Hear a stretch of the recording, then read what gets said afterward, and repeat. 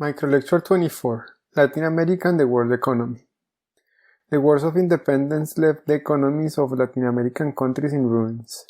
The struggle disrupted the trade networks that had sustained the region's economies, while civil war and caudillos rule delayed the consolidation of liberal regimes. In the first decades of independence, Latin America's economic integration with the world decreased. This was a benefit in disguise for rural peasants and indigenous communities. The decline of trade made land less valuable. The rents landowners could charge tenant farmers decreased, making it easier for peasants to gain access to land.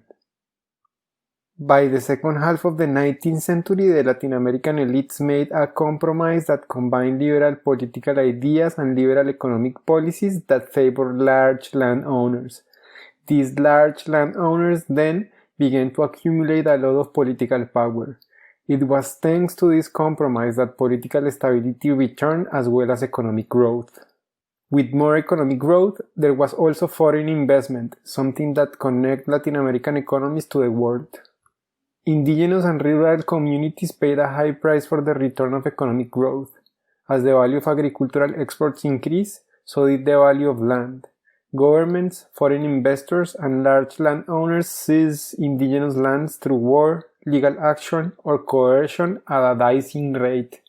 After seizing indigenous lands, many governments in the region resold them to create a new social class of small farmers. The problem was that most of these lands were sold to a small number of people, making vast states known as latifundios. Liberal economic policies and the intensification of foreign trade concentrate land in the hands of wealthy exporters. Governments represent large landowners' interests by promoting commodity exports and industrial imports following the liberal economic principle of comparative advantage, that countries should export what they could produce the most efficiently and import what other countries could produce more cheaply and efficiently. Under this logic, Brazil became the world's largest exporter of coffee and experienced a brief but intense boom in rubber production. Argentina became one of the most efficient and profitable exporters of grains and beef. Chile and Peru served international markets by exporting nitrates and guano to produce fertilizers. Latin American export booms depend on import capital and technology.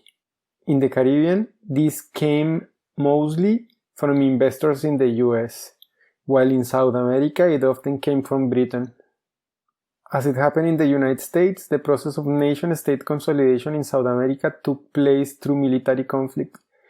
One good example is the war between Argentina, Brazil, Paraguay, and Uruguay that fixate the southern corn's borders and contribute to the formation of these states.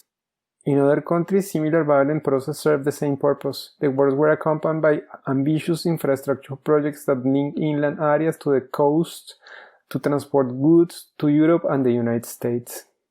The insertion of the Latin American economies into the world market was a process that, in the long term, left these countries in a subjugated position in relation to the imperial powers that were emerging at the time.